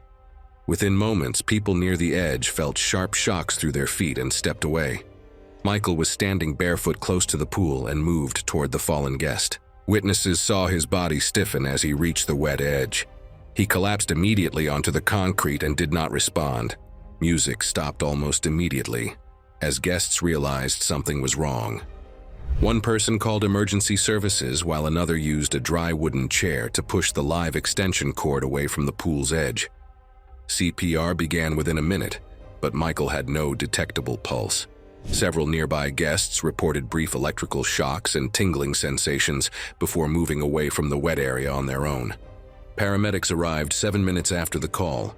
A defibrillator was used, and a heartbeat was briefly restored before stopping again. Michael was transported to a nearby hospital, where resuscitation efforts continued. He was pronounced dead shortly after arrival. The medical examiner concluded Michael died from cardiac arrest caused by electrical shock. Small burn marks on the foot and shoulder were consistent with the path of electrical current through the body. Wet ground lowered resistance, allowing the shock to disrupt his heart rhythm almost instantly. The investigation focused on power routing near water and the absence of ground fault protection, noting that the surge strip used for the DJ equipment offered no protection against electrical faults in wet conditions. The estate later required protected outlets for events, and the DJ updated setup procedures. The family requested privacy and did not participate in public statements. It was November 12, 2017, in a converted warehouse venue in Riverside, California. Once used for citrus packing, it held polished concrete floors and exposed steel trusses. That evening, draped fabric and fog dimmed exits. The room was crowded, the schedule tight, and the air already warm by late nightfall. The bride, Lauren Hale, was 30 years old and worked as an event marketing coordinator for a beverage distributor. Her work focused on schedules, visuals, and delivery. She was organized, familiar with vendors, and relied on approved plans. The wedding followed that approach: timed moments, lighting cues, and branded decor arranged through work contacts. Several vendors offered discounts in return for social media credit, including the draping supplier and the effects company. Lauren had no formal fire safety training beyond standard venue briefings. The hanging drapes were polyester voile, commonly used because it is lightweight and holds color. The fog machine used a glycol-based fluid that stayed low and reduced visibility near the floor. A shallow metal fire bowl using gel alcohol was approved for a short effect during the first dance. Venue staff placed it near the dance floor edge, below the fabric adjusted earlier that day. That night's main constraint was timing. The fire bowl was planned to burn for under 30 seconds as the fog thickened. The ceiling was high, but the drapes hung down to frame the floor space. One staff member noticed the fabric was closer than recommended, but allowed it to proceed to keep the schedule. No extra fire watch was assigned. Guests stood close around the dance floor, many holding phones. As the music slowed, fog concentration increased. Air movement from the ventilation system shifted without warning, pushing the haze sideways. The flame rose higher than expected as fuel fed it. Heat curled the edge of a nearby drape. There was a brief delay before anyone noticed. The fabric darkened, then ignited straight upward. Fire climbed the drape within seconds, producing thick black smoke and intense heat. The fog trapped smoke at head height, turning the room dark. Guests shouted and rushed toward exits, colliding as visibility dropped. Lauren stepped backward, caught her heel on a floor cable, and fell onto the concrete, stunned. Above her, the burning drapery failed. Melted fabric dropped in heavy sheets, wrapping her upper body and legs. The heat increased immediately. She tried to roll free but was pinned by falling material. Hot gases filled her lungs. Nearby guests heard movement but could not see through the smoke. Emergency services were called. Others tried pulling the fabric away, burning their hands. Firefighters arrived 6 minutes later to find the interior heavily involved, with flames spreading rapidly across the ceiling. Flames spread across the ceiling, igniting the remaining decor. Crews advanced hoses and contained the fire within minutes. Lauren was found unresponsive beneath melted fabric near the dance floor. She was removed after suppression and pronounced dead at the scene. The medical examiner ruled the cause of death as burn injuries and inhalation of toxic smoke. Burns covered much of the upper body. The airway showed severe swelling and soot deep in the lungs, findings consistent with smoke inhalation while alive. Carbon monoxide levels were fatal. Death occurred before rescue could reach her. The incident was ruled an accidental indoor fire caused by an open flame placed near combustible decor. Investigators cited synthetic drapes, low visibility from fog, and delayed recognition. The venue ended all open flame effects and updated its approval process. Several vendors were removed from preferred lists after safety reviews. It was July 12, 2017, inside a modest wedding hall in Tiberias, Israel. Music drifted from rented speakers and guests moved without urgency, unaware that a small oversight on the dance floor would soon turn a tradition into a tragedy. Eitan Morel, 28, an IT technician from Haifa, was quiet and reliable, happiest behind a screen and attending events out of obligation. His fiancée, Liat, a kindergarten teacher from Safed, shared his calm nature and had spent months planning the ceremony, hoping for a joyful start to their life together. Their modest wedding reflected that careful, understated effort. In preparation for the celebration, Eitan had helped select the hall's layout and lighting, taking careful interest in practical details. The venue's polished stone flooring, chosen for durability and easy cleaning, required frequent wiping during events, particularly near the dance floor. Eitan understood these logistical concerns well. His job involved troubleshooting workplace environments where small hazards could lead to accidents. But in this case, the final checks, like verifying dry floors between transitions, belonged to the staff. By late evening, guests were ready for the hora, a traditional part of the celebration seen as essential by many family members. The plan was to lift Eitan on a chair in the center of the room. He hesitated when friends approached him, pointing out that he had never been comfortable with heights or unstable footing, but they reassured him, insisting it was part of the moment. The carriers included 2 close friends and a cousin who had been recovering from an ankle sprain, but was determined to participate. As the group formed around him, the lighting dimmed and the music grew louder. Guests began to circle, clapping and shouting encouragement. A phone video later showed the early moments. Eitan gripping the chair arms tightly, smiling nervously while the carriers adjusted their stance. Off to the side, an unnoticed patch of spilled beverage glistened under the moving lights near the injured cousin's foot. Several guests stepped around the area minutes earlier, but none alerted staff.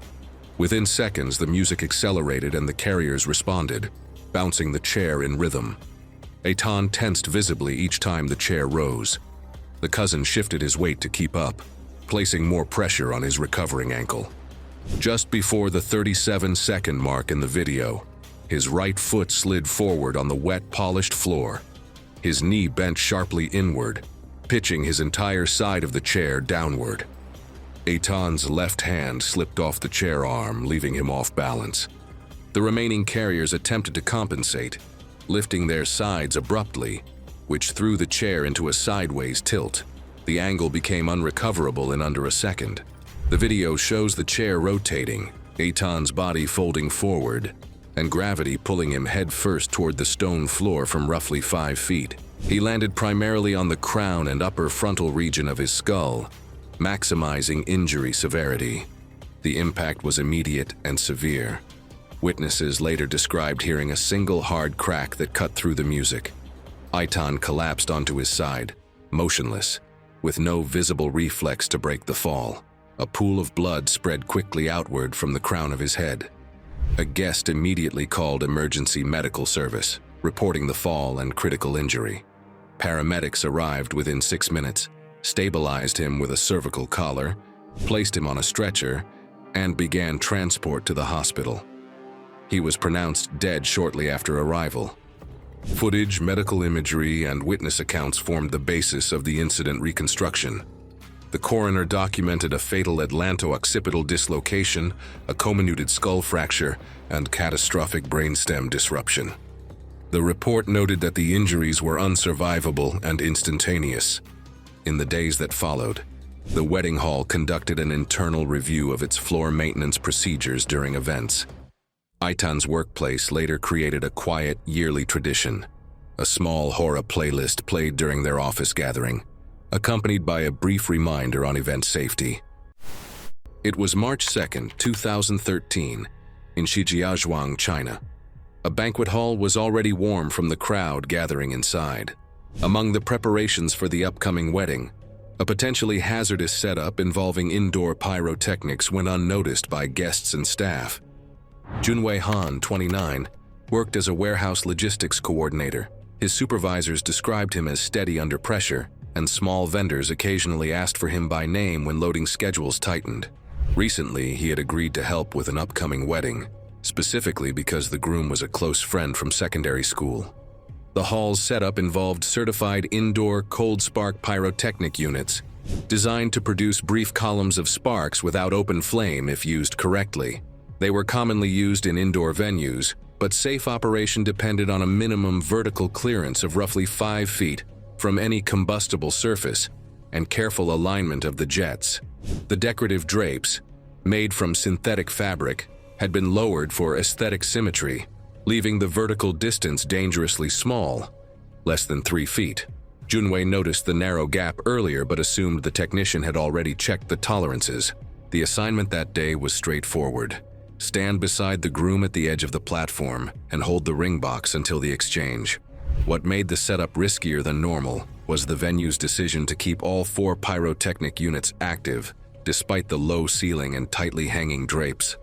A technician conducted a quick test shortly before the ceremony, during which one jet flared a few inches off angle. He considered it a routine hiccup and reset the unit, without verifying the actual gap to overhead fabric.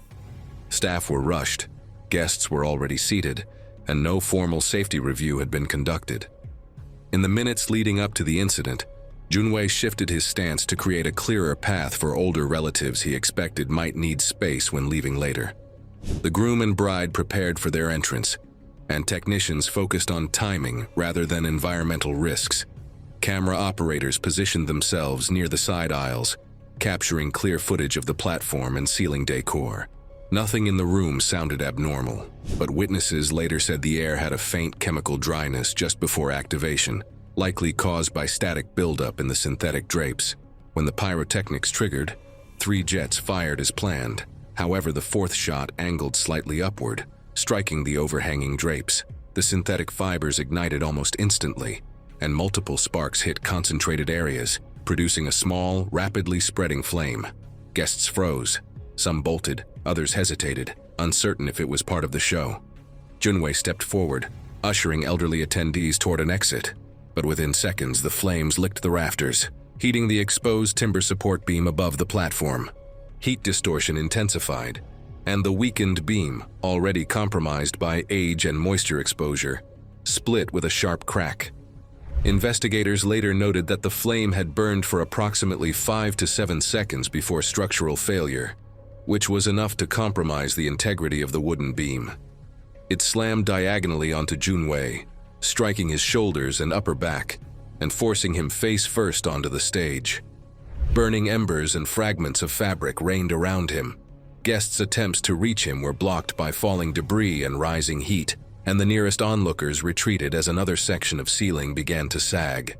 A nearby usher immediately called the Shijiazhuang Fire Department and local EMS, reporting the collapse and trapped victim. Firefighters and paramedics arrived within minutes, quickly extinguishing the flames and carefully removing debris. When they reached Junwei, he was unconscious, face pressed against the scorched stage floor, arms pinned beneath the splintered timber. He was removed safely from the debris, but despite immediate resuscitation attempts at a cleared area, He was pronounced dead at the scene. Paramedics confirmed that the combination of crush asphyxia and inhalation of smoke and superheated air made survival impossible. The coroner determined the cause of death as traumatic asphyxia from beam compression compounded by thermal inhalation injury. The Municipal Safety Bureau cited improper drapery clearance, unverified pyrotechnic angles, and a compromised support beam. The venue was fined, required to remove all overhead synthetic fabrics, replace weakened structures, and enforce mandatory indoor pyrotechnic safety checks. It was August 16, 2014, in a rented events hall in Catanduanes, Philippines. Evening humidity settled into the open windows, carrying the familiar buzz of nearby power lines and the uneven rumble of a portable generator outside. Roland Abello, 34, worked as a call center supervisor known for organizing small in-office programs and volunteering for community events. He enjoyed singing and took pride in planning details, especially for his upcoming wedding with his soon-to-be bride, Christy. Friends described him as someone who avoided unnecessary spending but insisted on making gatherings feel personal. Because of the recurring brownouts in the region, Roland had researched budget-friendly equipment options.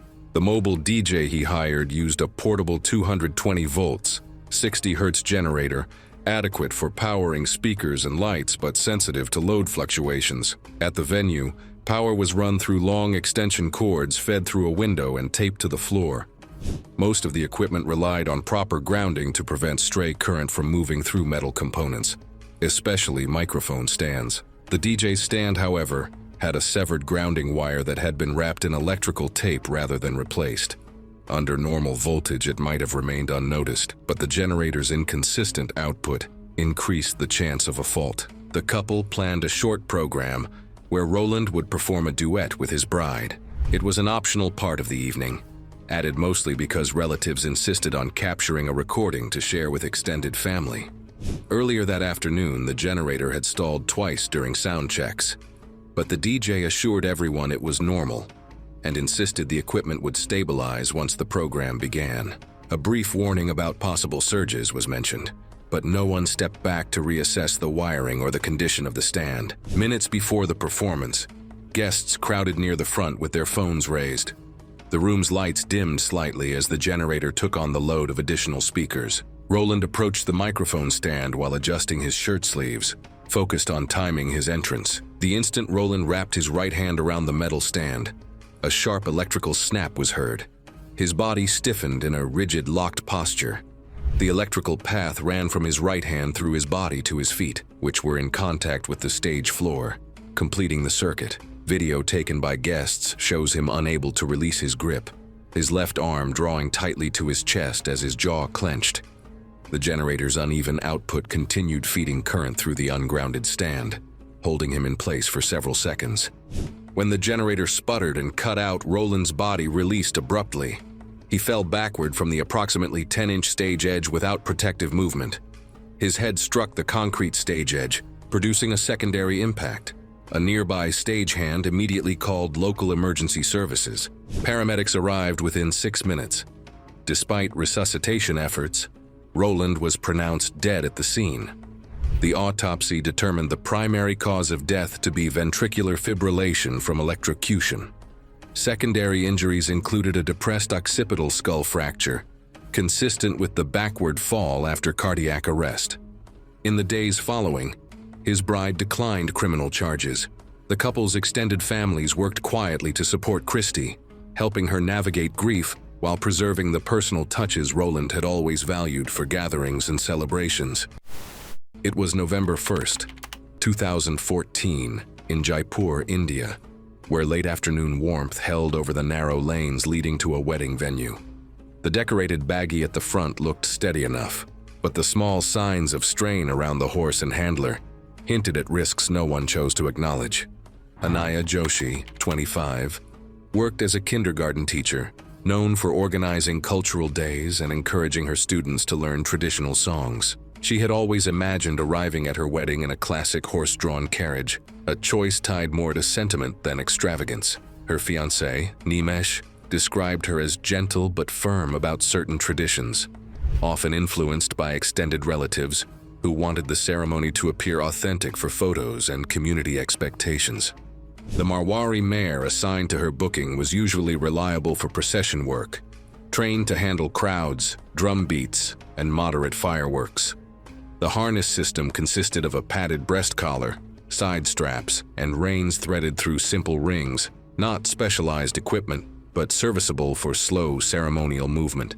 The carriage itself was light wood with ornamental panels and a shallow bench seat. Under normal conditions, the setup allowed for gradual speed changes and predictable handling. However, firecrackers could create sudden noise spikes that startled even seasoned horses, especially in enclosed spaces. During the procession, the handler had cautioned several times about the proximity of firecrackers. Relatives still chose to light more at the end, insisting it completed the celebration. The mare began tossing her head, pawing once and shifting weight unevenly, early indicators of rising agitation. No one paused the procession to let the mare settle. Then a cluster of firecrackers ignited closer to the horse than planned. The mare flinched hard, jerking forward and pulling the reins through the driver's hands. The baggy lurched down a narrow stone-lined alley that connected the street to the venue entrance. Guests shouted and tried to clear a path, but the space confined the mare's movement, increasing her panic. The driver attempted to regain control by bracing his feet, but the reins had slipped too far. As the mare accelerated, the left wheel struck a raised drainage lip, jolting the carriage sharply. Anaya, constrained by the weight and length of her dress, could barely brace or adjust her position. Witnesses later described the baggy's frame splintering as it scraped against the wall, and the tilt threw her sideways with considerable force. At the moment of impact, the horse was moving at roughly 13 miles per hour. She struck a plastered brick wall. The imprint on the wall later matched her shoulder and head. Several guests heard a muted crack at the moment of impact. She landed on the ground immediately after, veil tangled in broken wood. A nearby guest called emergency services immediately, and paramedics arrived within 8 minutes. But despite their efforts, she was pronounced dead at the scene. Later autopsy determined the cause of death to be craniocervical dislocation, accompanied by compound skull fractures and multiple rib fractures causing rapid internal bleeding. Injuries indicated that death occurred within moments of impact. The alley surface, uneven with stone drainage edges, contributed to the carriage's tilting and subsequent loss of control. The limited ability to brace due to her dress further amplified the force transmitted to her body. Local schools held a brief remembrance in the following weeks. Nimesh remained by her side throughout, arranging funeral services and comforting relatives. The mare was retired from wedding duties, and the handler reinforced restrictions on fireworks for future processions. It was December 8, 2018, in São Paulo, Brazil. In an open event lot behind the community hall, workers moved between tables and cables, adjusting decorations as the wind shifted unpredictably. Mateus Rivo, 27, worked as an auto shop apprentice. He had a habit of taking on physical tasks without hesitation, partly to prove himself capable after months of struggling to move up at the shop. His fiancée, Sophia, was a preschool teacher from the same town. He often mentioned wanting to show his supervisors he could handle more responsibility, and helping with wedding setups had become a way of demonstrating his reliability to a wider group. Balloon arches with foil balloons attached to aluminum frames were lightweight, but electrically conductive. When lifted upright, the top section became a long horizontal bar, capable of bridging high-voltage lines if brought too close. The venue's overhead power lines carried 13.8 kilovolts, typical for urban distribution, with the lowest sagging wires at the minimum required clearance for safe handling of tall structures. The arch's base rested on plastic weights, but once lifted, the entire frame acted as a continuous conductor with no insulation. Under calm conditions, the risk remained low, but in shifting winds, the margin of safety dropped rapidly. That afternoon, the photographer requested an extra 2 feet of clearance for group shots. Mateus joined 3 other helpers to lift the arch. A crew member noted that the top seemed close to the lowest wire, but Mateus believed the cable hung high enough to avoid contact. Weather advisories had mentioned intermittent gusts, yet the team aimed to finish before guests arrived and continued repositioning despite the unstable wind.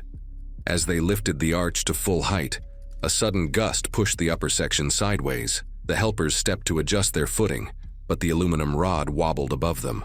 Mateus tightened his grip, shifting his weight forward in an attempt to counterbalance. The next gust angled the top corner toward the energized wire faster than they could react. The aluminum frame contacted the live wire, producing an intense arc flash with a bright white flare. Mateus, holding the frame with both hands, received the direct current. His muscles locked instantly. Witnesses observed him fall backward as the arc ended when the arch dropped out of contact, smoke rising from his shirt, with scorch marks forming on the grass beneath him. Paramedics arrived within minutes after a family member called. Despite CPR and defibrillation, Mateus was pronounced dead at the scene. The coroner determined the cause of death to be high-voltage electrocution, resulting in immediate cardiac arrest and respiratory failure. He also had third-degree burns on both palms, a linear exit burn on the left foot, and deep internal charring along the forearm muscles tracing the path of current. In the aftermath, Sophia stayed at the spot where Mateus fell, surrounded by family and friends. Weeks later, she held a private memorial there, placing candles and flowers as a personal tribute, while the municipal review of safety guidelines offered little comfort against her loss. It was May 4, 2016, on the second-floor terrace of a seaside hotel in Izmir, Turkey. The reception had just shifted into its quieter phase, with guests lingering after the ceremony. The air was calm, but the wooden railing closest to the waterline creaked intermittently under shifting weight. Kerem Ulis was a 31-year-old middle school science teacher. His bride, Selin, shared his quiet nature and had spent months planning the ceremony. Outside of work, Kerem lived quietly, enjoying small routines and simple comforts. Friends remembered him as gentle and dependable, the kind of person whose thoughtfulness often went unnoticed. In the months leading up to the wedding, Kerem had become more involved in documenting his life, partly due to gentle pressure from relatives, and partly because his students followed his occasional school-related updates online. His wedding sponsors included the local educational association, which provided small grants for teachers to highlight community engagement. Although he rarely sought attention, he understood the value of contributing to that visibility. The seaside hotel had a terrace known for its views, supported by metal brackets that had been installed over a decade earlier. The structure relied on equal distribution of weight across its surface, with an occupancy limit posted near the door. After the ceremony, the photographer suggested a group photo on the terrace. The sign listed a maximum of 12 people, a limit tied to the age and condition of the support brackets. Still, nearly 27 guests stepped onto the platform, following one another without hesitation. The estimated combined weight of the group roughly doubled the safe capacity of the terrace. No staff intervened, because the reception team was occupied inside preparing the next course. Kerem stood near the edge. Someone called for everyone to move closer, prompting a final shift that pushed weight toward the far corner. Witness accounts and later structural analysis aligned closely. One of the primary support brackets, compromised by years of salt exposure, sheared along its weld line. A phone recording captures the sharp metallic snap, followed by a rapid downward drop. The terrace gave way in a single motion, falling roughly 8 feet. The railings tore free as the platform collapsed, offering no meaningful resistance, and the board splintered under the load. Kerem was pushed outward as the railing split. His body rotated slightly during descent, with the upper torso tipping forward while the legs lagged, creating a diagonal landing trajectory. Footage shows his body striking the concrete courtyard below. Witnesses described a heavy, singular impact, immediate loss of movement, and no sign of protective reflex. 2 other guests fell behind him, but struck at different angles. Kerem absorbed the full force of the fall due to his placement at the outer edge. Selin screamed and tried to reach him, but she was pulled back by other guests. One of the nearby family members immediately called local emergency services. Paramedics arrived within 7 minutes. They immediately assessed him and attempted basic life support while immobilizing him with a cervical collar. Observing he was unresponsive with fixed pupils. Despite these efforts on the terrace, Kerem was pronounced dead at the scene after confirming massive blunt force trauma and non-survivable injuries. The coroner documented massive blunt force trauma, including a crushed thorax, ruptured aorta, and multiple bilateral rib fractures. Loss of consciousness occurred instantly upon impact, and cardiac arrest followed within seconds. In the weeks that followed, Karem's students created a memorial display using his handwritten lab notes and the models he had built for class demonstrations. The hotel quietly replaced all balcony brackets and added bilingual warnings emphasizing strict occupancy limits. Thanks for watching. Want to watch more? Click on your screen now.